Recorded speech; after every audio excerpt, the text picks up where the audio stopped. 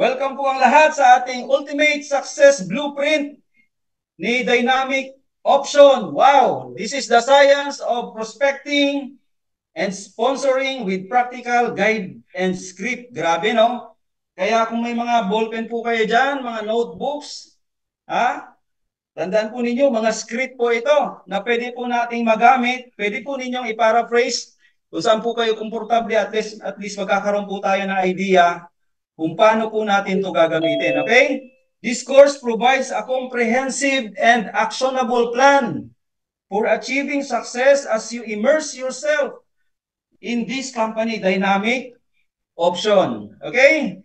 Kaya i-ready po natin yung sarili natin. So, pag sinabing blueprint, anong ibig sabihin nito? Sabi po dito, a blueprint is a guide. Grabe, no? Lahat tayo ay may plano na gagawin para maabot yung mga dreams at mga gusto natin sa buhay. Ang kagandahan, may blueprint po tayo dito sa dynamic option. It's a design or pattern that can be followed. Susundan na lang po natin. Ibig sabihin, yung mga matututunan natin sa course na ito ay proven and tested na po ito ng mga iba't ibang company, mga builders, mga networkers, mga network leaders. Okay? Kaya napakaswerte po talaga ng mga attendees natin ngayon. Ilan ba tayo ngayon? Medyo marami-rami po, no? So, mag-take down notes po kayo at makinig ng maigi kasi iba po talaga yung sabi nga, iba yung listening sa hearing, no? Kasi pag hearing lang, it's just get inside our ears. Tapos lalabas po yan sa kabila, wala po tayong masyadong matututunan. Okay? So ano yung mga objectives natin? Number 1, magawa ng mahusay yung mga skills at strategies na para po maging effective tayo sa pag-sponsor, pag-recruit ng mga tao sa network, lalo na po dito sa dynamic option. Okay? Number 2, makapag-sponsor ng maraming bagong members sa iyong team, no? Na tuloy-tuloy. Ibig sabihin, consistent. Number 3, ma-apply. Wow, grabe, no? So, kasi pag theory lang, hanggang doon lang yon. Pag walang action, kaya dapat sabi po dito sa third na objective po natin, ma-apply ng mabilis ang mga skills at strategy para sa mabilis na resulta. Ang tanong, ready na ba ang lahat? Okay, kung ready na po, no? Ito yung mga dapat asahan po ninyo. Kapag natapos ko ba to? Itong dynamic option, ultimate success blueprint na to. Sir Jemel, sigurado ba na magiging successful ako dito? Sa dynamic option? Of course, ang sabi po dito, kung i-apply mo ang lahat ng mga knowledge na matututunan mo at i-convert ito sa massive action, sigurado po, no? Na magiging effective at mabilis yung resulta sa pagbibuild po natin ng ating community at network. Hindi naman, dahil ang tanging magagaranti ko lang po sa inyo na ang success mo ay ikaw at ang aksyon na gagawin mo para i-apply kung ano man yung mga matututunan mo ngayong umaga na to. That's why, sabi ko kanina, maging attentive po tayo, ready po natin yung mga ballpen o kaya cellphone, kung may mga notepad kayo dyan sa phone nyo, sa laptop, ready po natin na makasunod po tayo. Okay? Ang sabi po ni Charles H. Spurgeon, wisdom is the right use of knowledge. No? Kahit anong knowledge ang ibato ko sa inyo, sa oras na to, kung hindi po natin yung gagamitin sa tamang paraan, ay magiging mere knowledge lang po yan. No? Kaya magkaiba talaga yung wisdom sa knowledge. Yung wisdom, it is the application, right application of knowledge. Yung knowledge, it's just kung ano lang yung na-receive natin mula sa nagtuturo. No? Kaalaman lang po. Magkaiba yung kaalaman sa karunungan. So ano yung dalawang part ng Ultimate Success Blueprint natin sa pagbabasa, pagkakabisado, sa pagsasaisip ng mga kopya kung paano maging magaling sa pag-sponsor ng mga downlines. Okay? Ang tinatawag na experiential learning or learning from your own experience. Yung matututunan po ng bawat isa sa atin sa gabing ito. Alam ko, karamihan dito sa mga matututunan po or maririnig po ninyo, dun sa mga matatagal na sa industry, ang tawag po dito, review. Okay? Review na lang ito. Back to basic po tayo kasi wala naman talagang ibang sikreto kahit sobrang tagal mo na, no? Pag wala ka ng practice at hindi mo na alam yung theory or yung basic, no? Nandyan yan pero hindi na po natin masyadong na-apply. That's why importante yung tinatawag na learning from your own experience kung ano man yung matututunan po natin ngayong umaga na to. Okay? Knowledge is of no value unless you put it in practice. Sabi po ni Anton Chekhov. That's why lahat ng matututunan natin sa oras na to, kailangan po i-apply po natin. Okay? So, let's go to our introduction. Ang sabi po dito, alam siguro to ng karamihan dito, yung parable of the pipeline, no? No? Buckets ba or pipelines ang gusto natin? Si Bruno at si Pablo, no? Sila yung na-assign ng mga elders na mag-igib sa kanilang village kasi pahirapan sa kanila yung tubig. As you can see here, yung village po nila nasa kabilang bundok samantalang yung source of water nila nasa kabila. And they were paid $1 per bucket. So sabay itong si Pablo tsaka si Bruno, parehas na may pangarap, parehas pong masipag, parehas na grabe humataw, no? Kaya nagpasimula sila na mag-igib. Habang sila ay gumagawa nito araw-araw, si Bruno ay talagang grabe yung energy. Nakikita niya yung dreams niya na sa pamamagitan ng pag-iigib ng tubig, galing doon sa kabilang bundok, going to our village, ito yung magpapabago ng buhay ko. Samantalang si Pablo, iniisip niya, hanggang kailan ko kaya gagawin itong pag-iigib na to, bago ko pa maabot yung mga dreams ko. No? Lumipas yung mga panahon, gumaganda po yung buhay ni Bruno at ni Pablo. Pero si Pablo, iba yung pag-iisip niya. Sabi niya, hindi pwedeng laging ganito. Na naglalakad ako, nag-iigib, aakyat sa kabilang bundok, ang bigat ng balde na dala namin. Samantalang si Bruno, gustong-gusto niya yung ginagawa niya. Kaya nga dumating po sa time na nakapagpagawa na siya ng malaki-laking bahay kubo niya, no? Nakabili na rin siya ng baka at ang sabi niya sa sarili niya, nitong si Bruno, kailangan dublihin ko yung sipag ko sa pag-iigib para mas lalo kong maparami yung mga baka at madagdaga, mas lalo ko pang mapalaki yung bahay kubo ko ay gagawin kong konkreto. And ito naman po si Pablo, minsan isang araw, hindi na po siya nagigib. Biglang nawala. No? Nawala po siya sa eksena. Actually, nandun naman siya sa eksena pero yung dalawa lang yung may usapan. Sinabi ni Pablo, ayaw kong mag-igib habang buhay. Gusto kong gumawa ng isang sistema na titigil ako sa pag-igib pero tuloy-tuloy pa rin. Yung $1, no? Every time na may pumapasok or may dumadaloy na tubig sa village. So pinagtawanan siya ni Bruno. Si Bruno tuloy-tuloy, si Pablo tumigil. Meron po siyang ginawang blueprint.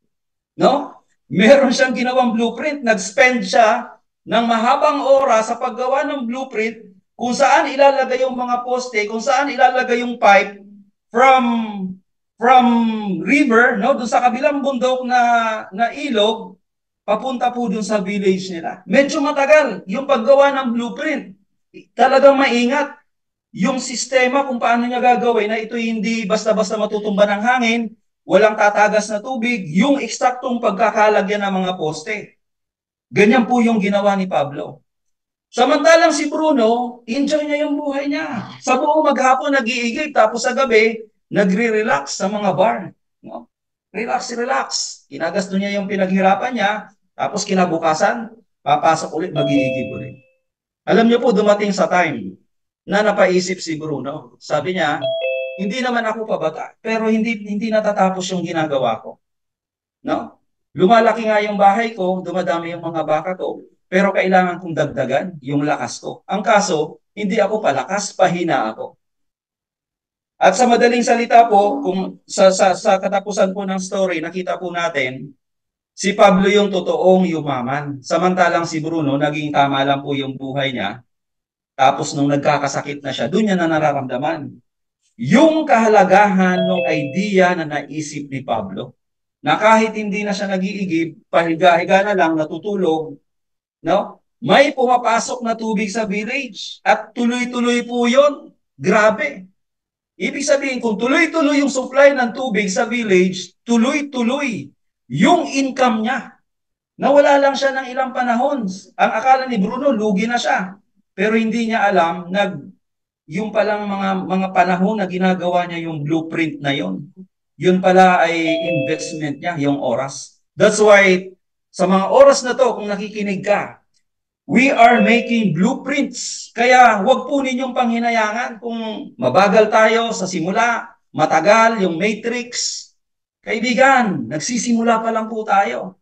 Pag natapos na natin tong pipelines na to, kasi dito sa story na to, nung malaman ng kabilang village na merong supply ng tubig, yung village ni Pablo at Bruno, nag-request na din sila.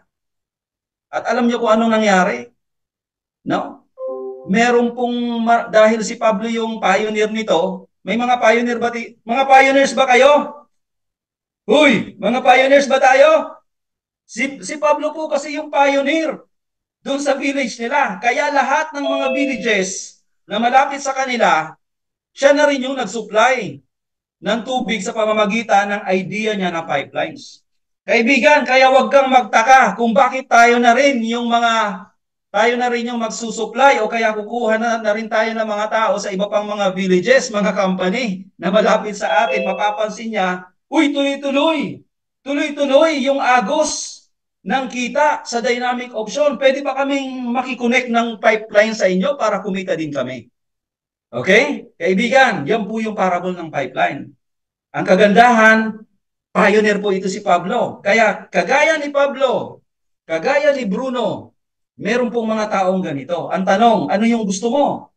Buckets or pipelines? Pipelines or bucket? Depende po yan sa sagot ninyo. Pero sa gabing ito, yung blueprint na pag-aaralan po natin, ito po yung blueprint ni Pablo. Ito po yung tinatawag na compounding effect, no? Compound effect plus choices plus behavior plus habits plus time. Ito po yung sinabi ni Albert Einstein, no? The compounding effect is the eighth wonder of the world. Grabe, no? The compounding effect, tulad ng nabanggit sa libro ni Einstein, ay paraan kung saan maaari kang maging isang milyonaryo na may kumpletong seguridad sa pananalapi. Iko-compound lang po natin, no? Kagaya ng ginawa ni Pablo. So ano yung mga karaniwang problema mo? Ano yung mga karaniwang problema ko? Ano yung mga karaniwang problema nating lahat bilang mga networkers? No? Ang sabi dito, 97% or more ng mga networkers ay nauuwi sa katulad na sinapit ni Bruno.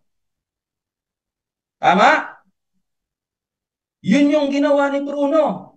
97% po doon. Baka marami dito sa atin mga Bruno. No? Hirap o hindi makapag-recruit kahit todo na ang igib.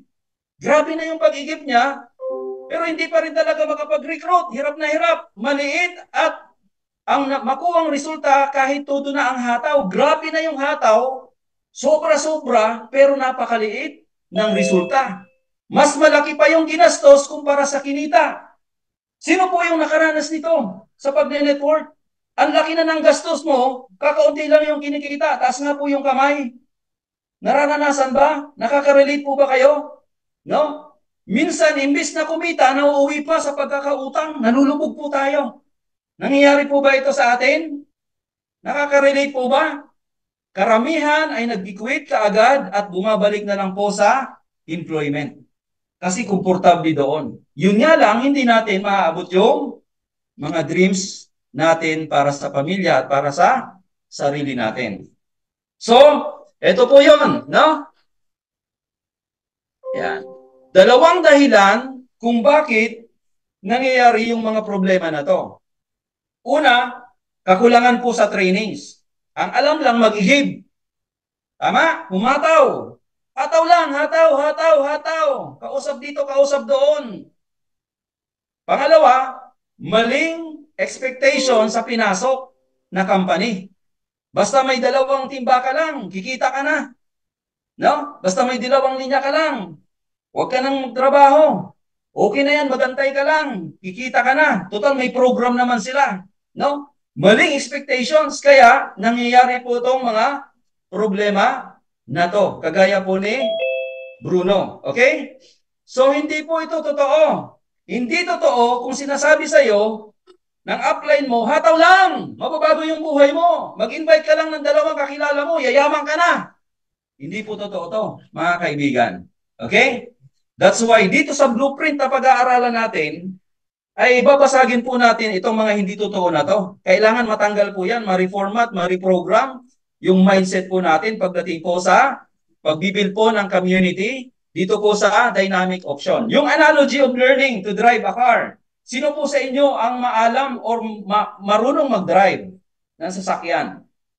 Taas nga po ng kamay. Gusto ko pong makita. No? Participate yan. No? Yung pag-aaral po ng pagmamaneho ng kotse, sa una, syempre, hindi mo pa yan alam kung paano mo gagawin. Kaya kailangan po nating aralin. Pero pag natutunan mo kung paano mag-drive, magpaandar ng kotse, kaibigan, habang buhay ka nang marunong magmaneho. Ganyan din po sa pag-network. Ganyan din po dito sa dynamic option. May mga bagay tayong dapat aralin, kabisaduhin, subukan, paandarin, once na malaman na natin to. Wala ka ng choice. Habang buhay na yan, na nandyan sa'yo, at habang buhay mo na yan, wisdom mo na yan na pwede mong ipasa sa ibang tao. Okay? Yun po yung analogy. So, lahat tayo dito nagsimula. Tingnan po ninyo. Alam ko makaka-relate po kayong lahat dito. Pare-pareho lang tayong lahat na nagsimula. Biyahe ng biyahe. Lakad ng lakad. No, ulanan. Nalipasan ng gutom. No? Napakamahiyain. Namumusakal. Meron pa bang namumusakal? Invite sa mga hindi kakilala, sa mga kakilala. Lahat ng kakilala in-invite na. Iniiwasan tayo ng mga kaibigan natin, tama? Naka-multiple accounts. Lahat kinakausap sa jeep, sa bus, nagpa-flyering, house-to-house selling. To, kahit sa birthday, kasal, inuman, minsan nga, sinusubukan pa sa lamay. Ako po, naranasan ko po na mag-speaker sa lamay. Wala pong nakikinig. May nagsusugal. Pero dinala ako doon ng downline ko at pinakilala ako, no?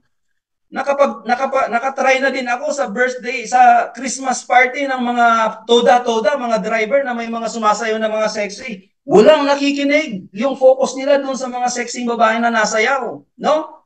Puyatan, umaga na akong umuwi, nauubusan ng panggalaw, nalubog sa utang, naiinjan.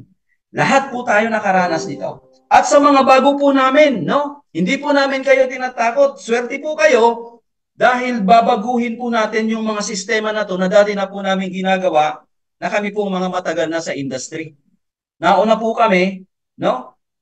Kaso, wala po pong masyadong blueprint noon na itinuturo. Kaya swerte po sa mga bago ngayon na ngayon lang mag-network. Okay? Ang sabi po dito, bano ang lahat sa simula. Lahat ba dito? Sino yung mahilig sa basketball? Meron bang nagsimula na mag-basketball na magaling na kaagad? Di ba wala? Lahat po tayo bano na nagsisimula. Yung pag-dribble, naka-straight yung palad, matigas ang katawan, no? Di marunong mag-dribble. So, ganun po yung sistema. Lahat ng bagay, kapag first time mo pa lang na gagawin, ay talagang meron tinatawag tayo mga learning curve. No? Magkakaroon ka ng mga challenges. Minsan, malilito ka.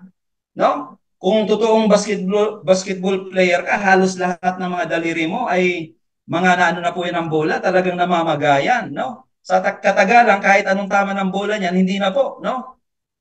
At madalas, nagkakamali, pagbago. Normal lang po yan sa simula. Yung pundasyon ng pagre-recruit at sponsoring.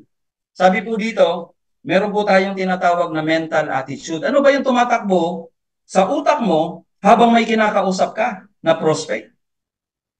Kasi dito po nagkakaroon ng resulta. Depende sa mental attitude mo. Pag yung mental attitude mo ay mali, of course yung approach mo mali. Pero pag tama yung mental attitude mo, tama din yung approach mo sa taong kausap po natin. Tingnan po natin yung mga maling sistema ng mental attitude ng mga networker. Sana, habang kinakausap niya, papaliwanag siya, pwedeng product, pwedeng plan, pero yung nasa isip niya, sana sumali tong prospect na to, kailangan ko kasing pera, kailangan ko kasing kumita. Hindi mo man yung sinasabi sa kanya, pero yun yung nasa mental yung attitude mo, gano'n. No? Sana magustuhan niya yung business ko. Sana magustuhan niya at bumili siya ng product namin. Sana mag-join siya para naman magka-downline na ako. Leaders, builders, networkers, no? Dynamic option members. Ito po ay maling mental attitude ng mga network leaders. That's why kung nakita po ninyo kanina sa simula, ang sabi po doon, ito ay kurso. Ibig sabihin, pag natapos mo itong kurso na to, magiging professional networker ka. Iba pala yung networker lang sa professional networker. Tatanggalin po natin ito. Yung mga wrong mental attitude. No, ang dami po niyan. Tingnan po ninyo. Ito yung isang script. Friend, baka interesado kang mag-business. No, mura lang. 1,650 lang. Kikita ka pa. Check mo lang, wala namang mawawala. Hi, may papakita sana ako sa iyong opportunity. Baka sakaling magustuhan mo. 1,650 lang ito, kaibigan. No? Oy, friend, may bago akong business. Hali ka na, please. No, nakikiusap. Join ka na sa business ko. Wala namang mawawala sa'yo. Friend, join ka na sa business ko. Maganda to, kikita ka pa. Friend, check mo naman tong new business ko. Dali na. Di ba? Ito po yung mga maling approach sa pag-network. Meron bang gumagawa nito? I think meron. No? Akala natin tama ito. Pero ito po ay wrong mental attitude. So ano naman po yung mga tamang approach? Tingnan po ninyo.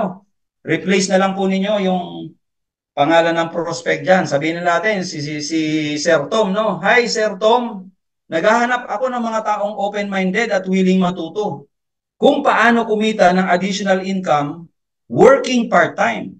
Hindi ko po mapapangako sa iyo, Uncle Tom, kung pwede ka dito, pero tatanungin na din kita. Open ka ba sa idea na pwede kang magkaroon ng additional income? Working lang po, part-time, hindi mo iiwan yung trabaho. Ito po yung tamang approach, no? Yung second, hi Uncle Tom, thanks sa inquiry mo, no? Nag-inquire siya, no? Pwede sa Facebook or sa Messenger. May gusto muna akong itanong sa iyo para malaman nating parehas kung para ba sa iyo ang opportunity na to at kung qualified ka ba sa team namin. So nakita po natin, wala po ditong pilitan. Hindi natin pinapakita na tayo yung may pangangailangan sa kanila. Tayo yung humahabol sa kanila. Dito sa mga script na to, makikita natin na pinapaintindi natin sa kausap natin na mataas yung standard natin. No? Naghahanap tayo ng karapat-dapat na tao. Hindi lang yung kung sino-sino ay huhugutin natin at pasasalihin natin sa company. Tandaan po ninyo, sila yung may kailangan sa iyo at hindi ikaw yung may kailangan sa kanila. Pag ginawa natin to, sa psychology kasi, kung sino yung namimilit, no? Kung sino yung namimilit, ay kung sino yung pinipilit, lalo pa po yung nagpapakipot. Tama? Tama ba? Yung pinipilit nagpapakipot, pero paramdam mo sa kanya, i-reverse mo lang, no? Parang yung aso, no? Minsan yung aso, pag may hinahabol yan, yung ibang aso na dinadaanan niya, nakikitakbo din. Hindi naman nila alam kung anong dahilan, bakit hinahabol ng isang aso yung tao na yun. So, ganun din po dito. Huwag natin pipilitin yung kausap natin, yung ipaparamdam natin, yung mental attitude natin, mararamdaman nila, kailangan natin sila. Okay? Yung sining ng pagtatanong, napaka-importante po nito pagdating po sa conversation po natin. The person who asks the questions controls the conversation. That's why iwasan po natin na magpaliwanag. Pag naglalatag po tayo, no? Bago ka iwasan muna natin yan. Huwag yung pag-upo mo, nandun na kaagad, no? Banat ka na kaagad sa equalizer, banat ka na kaagad sa binary at sa matrix po natin. Imbes na magsalita ka na magsalita, kaka-explain ng opportunity at products mo, pwede mo munang gawin yung magtanong. No? Huwag po mahihiyang magtanong. Dapat ikaw yung may control ng usapan, hindi sila. Mapansin mo, pag sila yung nagtanong, wala ka ngayon.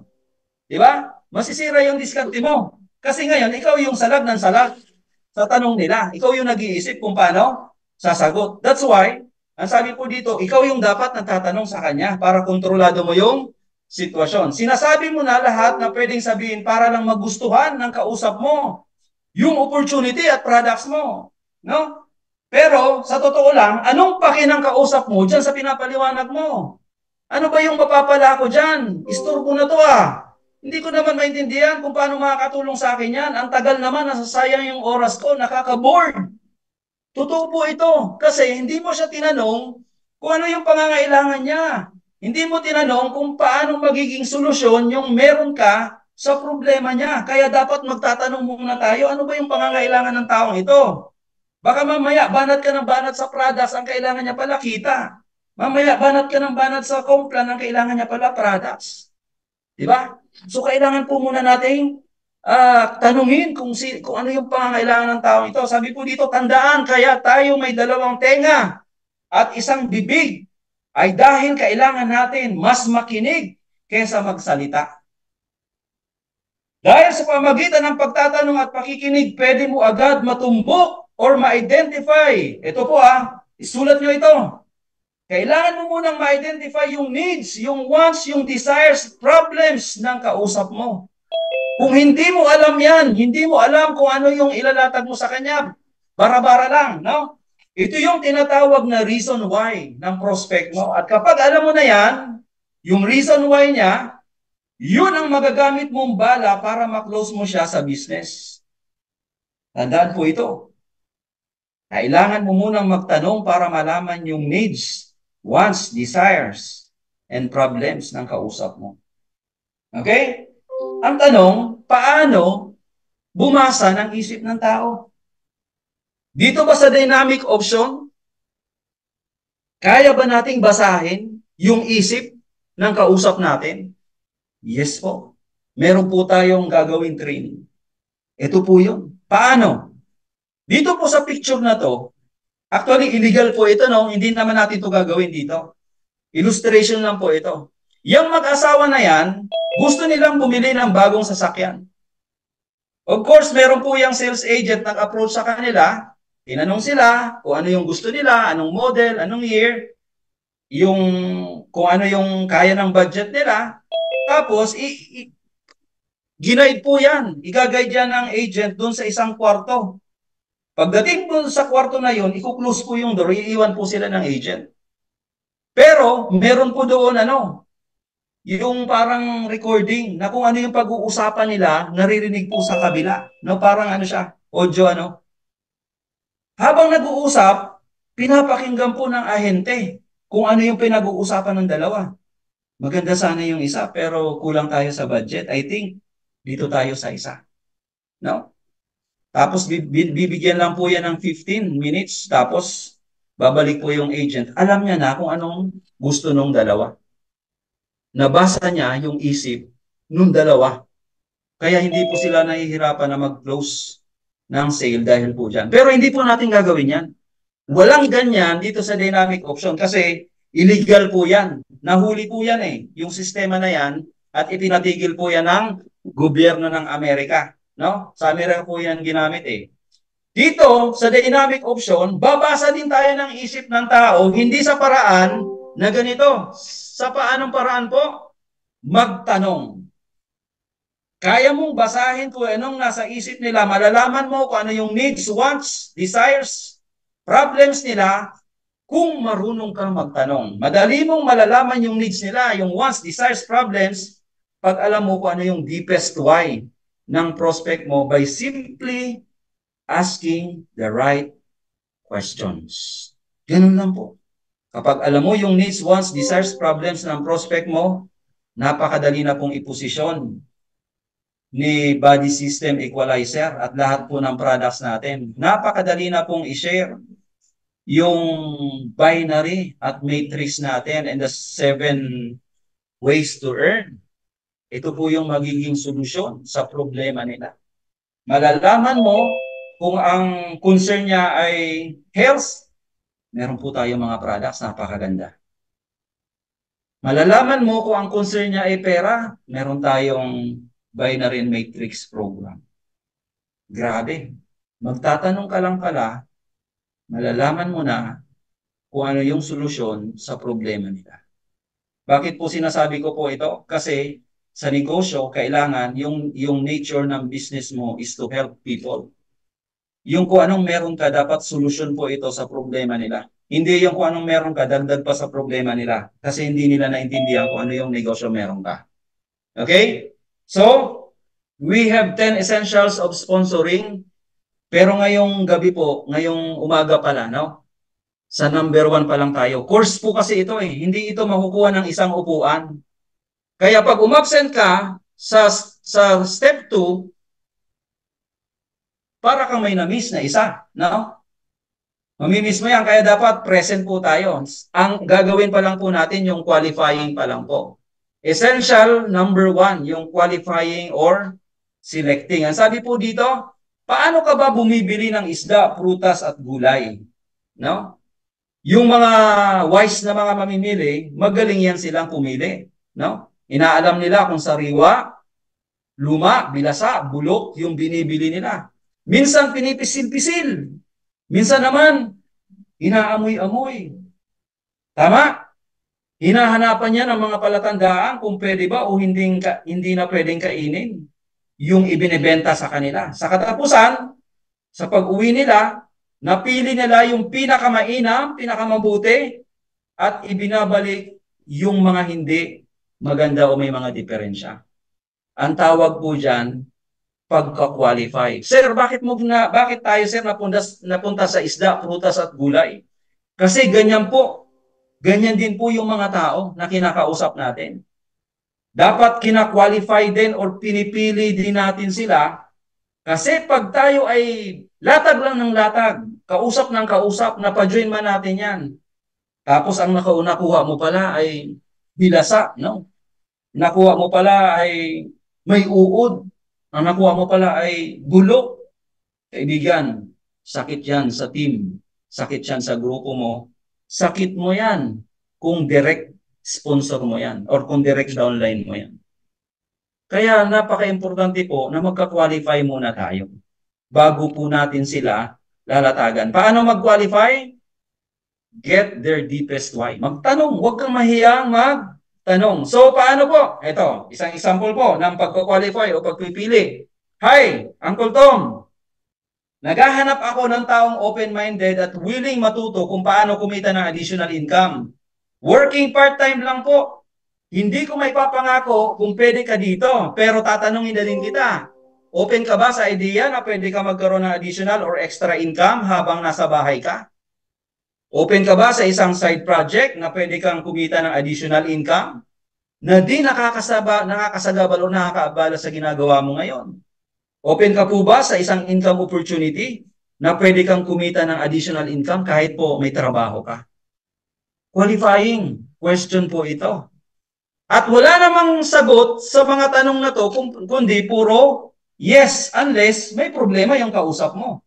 Kasi pag opportunity, income ang itatanong, gusto talaga nila. Yes ang sagot, no? Ngayon, sa online naman po ito, no? Basahin ko na lang yung isa. Hi Uncle Tom.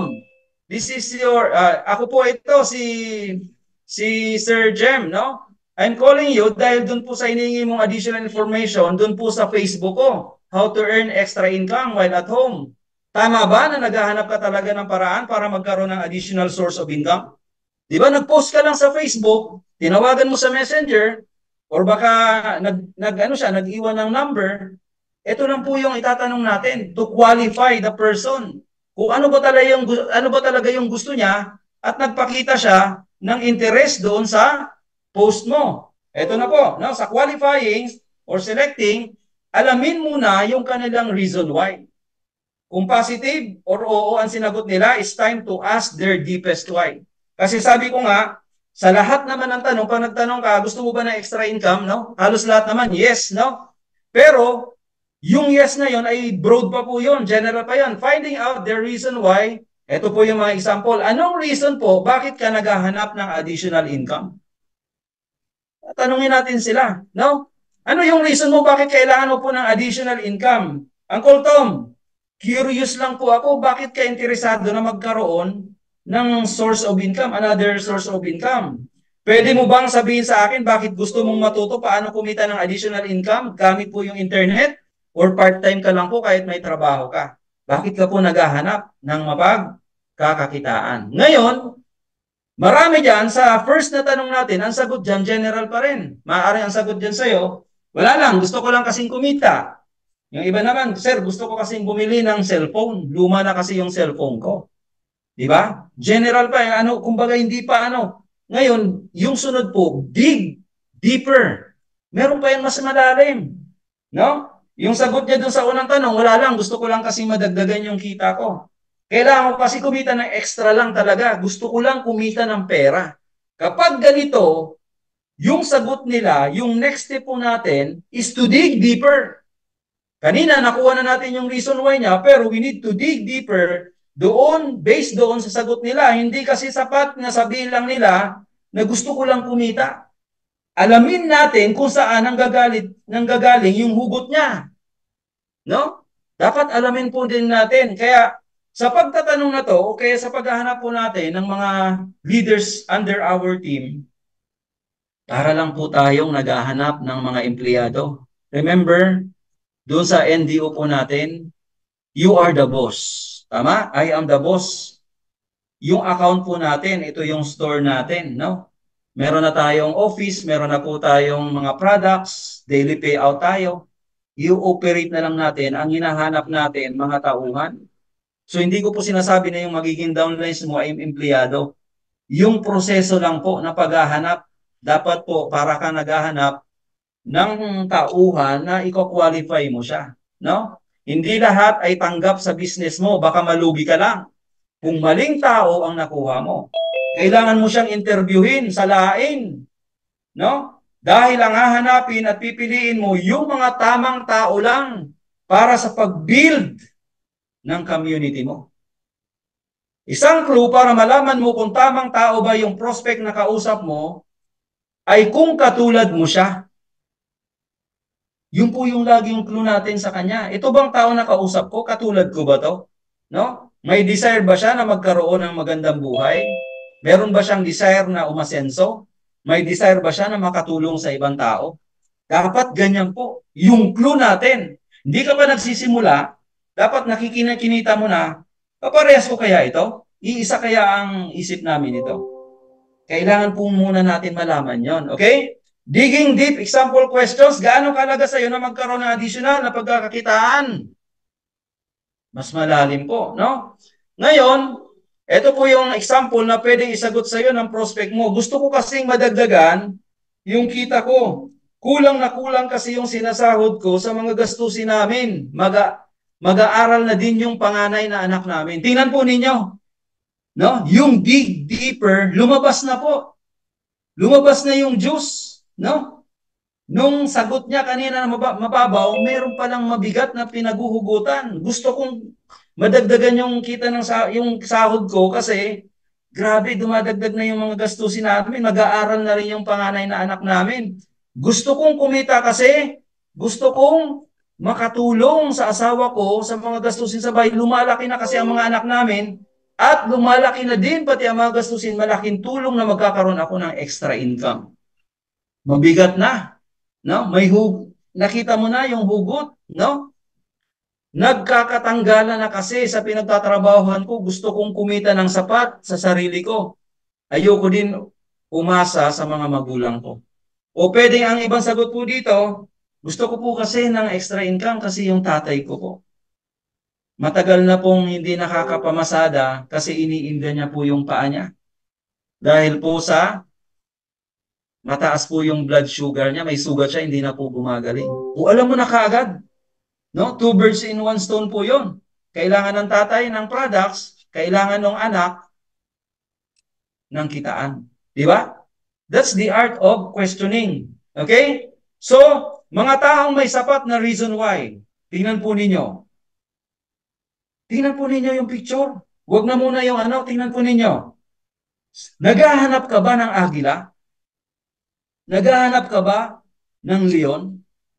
O may mga teams dito, mga group na nakita ko, yung pangalan nila ay lion saka eagle. Di ba?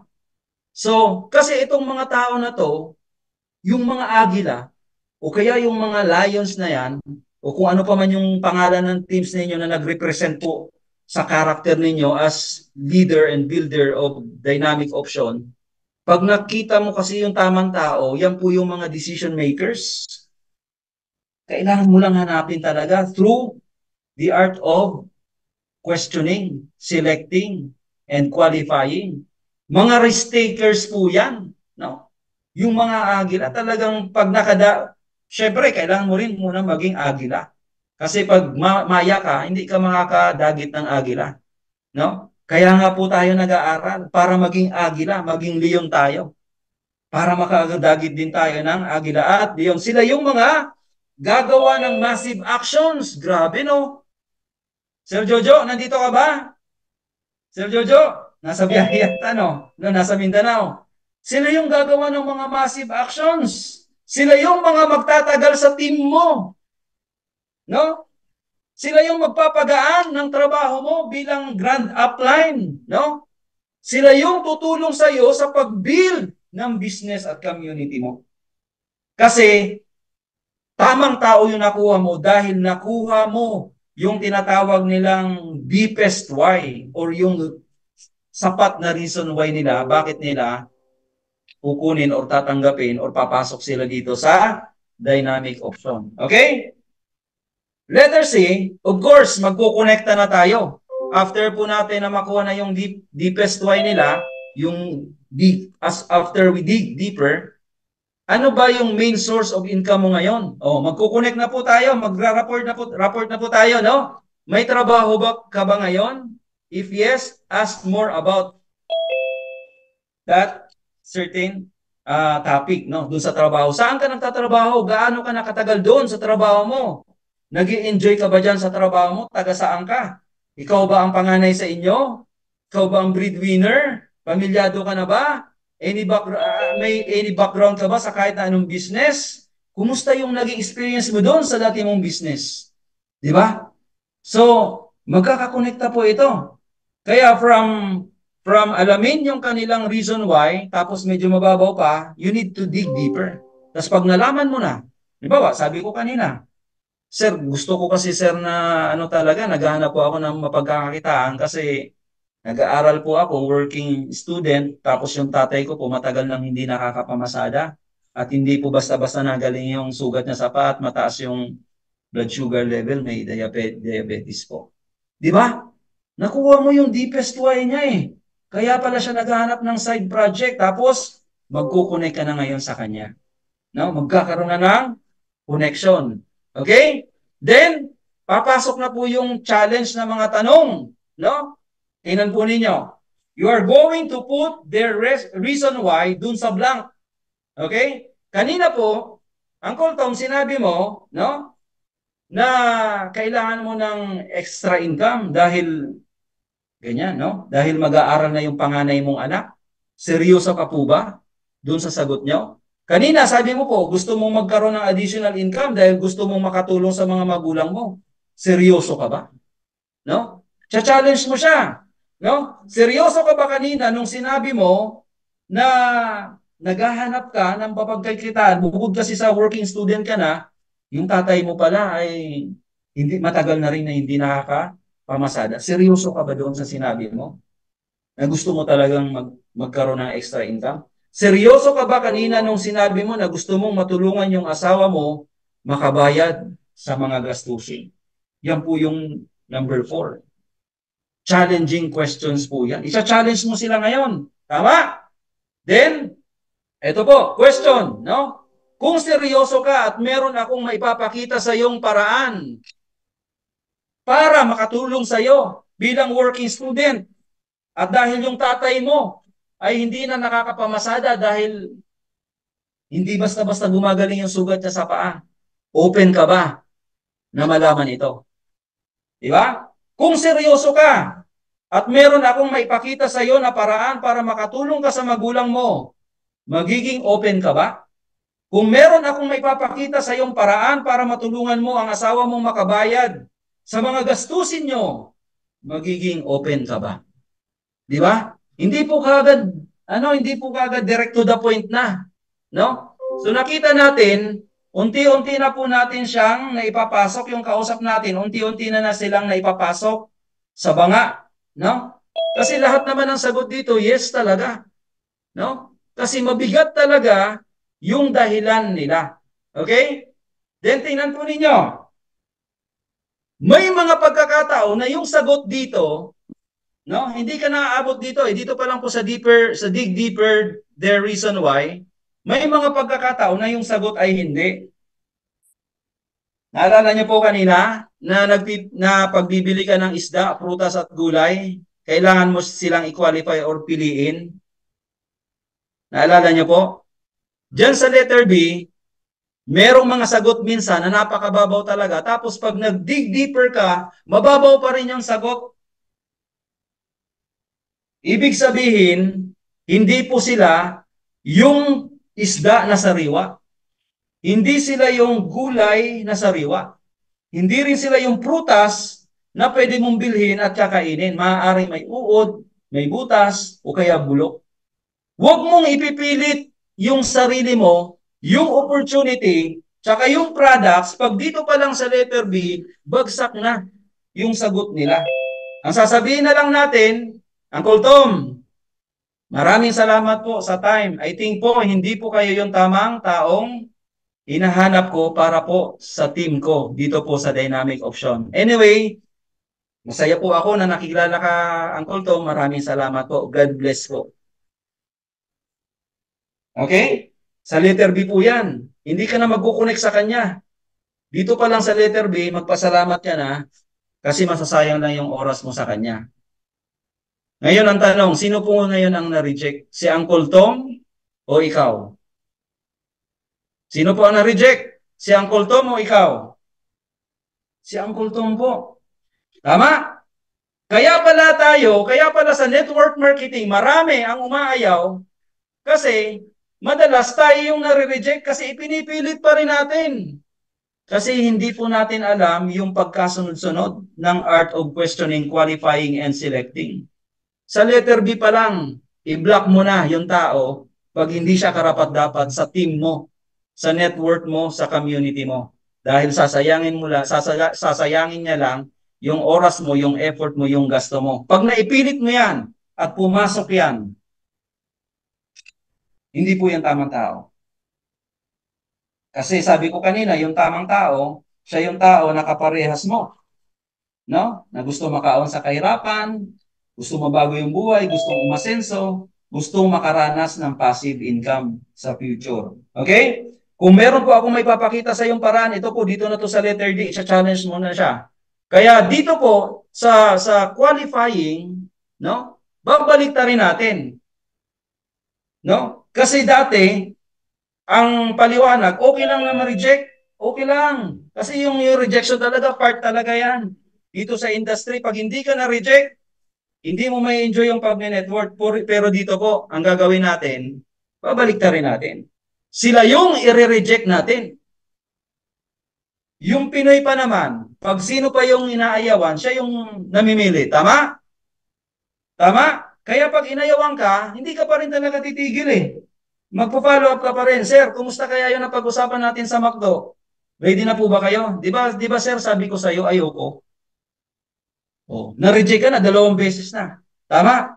Pero dito, sasabihin mo lang naman sa kanya, Uncle Tom, base po sa mga sagot po ninyo, I think, no, nakita ko po, hindi po ikaw yung tamang tao na hinahanap ko para po dito sa negosyo ko, sa Dynamic Option. Salamat po sa time ninyo, Uncle. Nakilala ko po kayo. God bless po. Ganun lang. Si Uncle Tom minsan, hindi, gusto ko yan. Kasi sabi ko nga, kung sino yung nire-reject, siya yung mamimilit, di ba? So, siya na ngayon magpipilit sa'yo na mapamember niya yung sarili niya dahil ikaw na ngayon yung nag-reject sa kanya. Okay? So, ano po yung mga benepisyo ng qualifying or selecting? O yan, sorry po, mali lang po yung ano dyan. Pagka-type ko, no?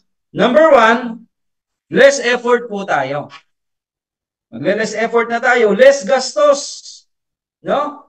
Less hassle. Less abala sa oras. Less rejection. Yung number 5 kanina, di ba?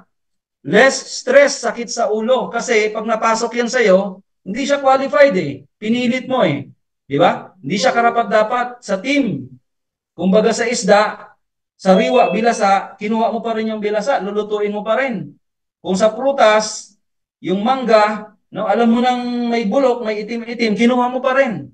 Kung sa gulay, alam mo na yung talong na ano, may bulok-bulok na, kinuha mo pa rin, no? Less rejection po tayo, less stress pa rin. Pag marunong po tayo mag-qualify or mag-select. Less unproductive, inactive business partners. Karamihan sa mga reject, no? Reject, sorry. Karamihan doon, sorry pa, pero reject na. Karamihan po, doon sa mga tao, tama ba yon? Karamihan sa mga hindi karapat-dapat sa business natin, pag napasok yan, later, sooner or later, magiging inactive din po yan sila. No? Of course, less yung pagkain dyan naman sa atin. And number 10, less guilt, no blaming. Walang sisiyan. No? Kasi minsan magsisisiyan pa eh. Yung pinakausap mo sa akin, gumasto na ako. Nag-travel pa ako ng malayo. No? Tapos, ang dating pa sa akin, napakayabang. Tapos, pinulaan pa yung company natin. Sa susunod, pag magpapaano ka nga ng kakausapin mo, aayusin mo naman. Tapos, sana yung siguradong papasok. Di ba? Nagkakaroon pa ng blaming. And number 10, less agonizing time. Grabe pag nag-agonize. Kaya nga, pag hindi ka talaga ready sa pag-qualify, sa prospect, dito sa prospect na kausap mo, no? Sooner or later, no? May pumasok po na kung may na-recruit ka na 10 tapos hindi naman qualify sila, hindi mo sila na-qualify, baka yung mag-quit ay 11 kasama yung sarili mo. Okay? So tapos na po ako. Ganun lang po. Yung ano po natin, level 1 po natin dito sa Ultimate Success Blueprint po natin. It's about qualifying. Okay? Conclusion, ang pag-qualify, selecting sa network marketing ay mahalaga para sa kahusayan, effectivity, at ethical na mga gawain sa negosyo. Ito ay makakatulong sa iyo, kaibigan, na magtuon sa tamang mga prospects, yung mga karapat-dapat lang talaga sa negosyo, sa community natin. Baguhin ang iyong paraan. Kung ano man yung mga dati natin na ginagawa, obsolete na po yun. Pinapahirapan mo lang yung sarili mo, prone ka pa sa pag-quit pag gayon pa rin yung ginagawa mo. Bumuo ng malakas na team at panatilihin ang isang positibo at magandang reputasyon sa dynamic option. Alam mo, pag marunong ka mag-qualify, magiging magnet ka, hindi lang po sa mga taong kausap mo, kundi sa ibang leaders, crosslines, downlines, uplines, sa loob po ng company ni Dynamic Option. Kaibigan, maraming salamat po. Tapos na po ako. Sana po sa maiksing module na ito about qualifying, selecting, the art of questioning, ay marami po tayong natutunan at magamit po natin ito sa pagpapalaki ng community. Mag-take po tayo ng massive action dito po sa Dynamic Option. Maraming salamat po. Pagpalain po ang bawat isa. At sana po, simula ngayong gabi, kung ano man yung mga na-take down notes nyo, or pwede po kayong mag-request sa akin, bigyan ko po kayo ng kopya nito, no? Kasi kailangan nyo po ito. Hindi po kami madamot, kailangan nyo talaga ito. No? Hindi po namin ito pababayaran, libre po ito. Yung 1,650 ninyo, may products ka, may complan ka, no? Tapos meron ka pang libreng training. So, to God be the glory, pagpalain ang bawat isa sa gabing ito. Good night po. Happy networking sa inyong lahat.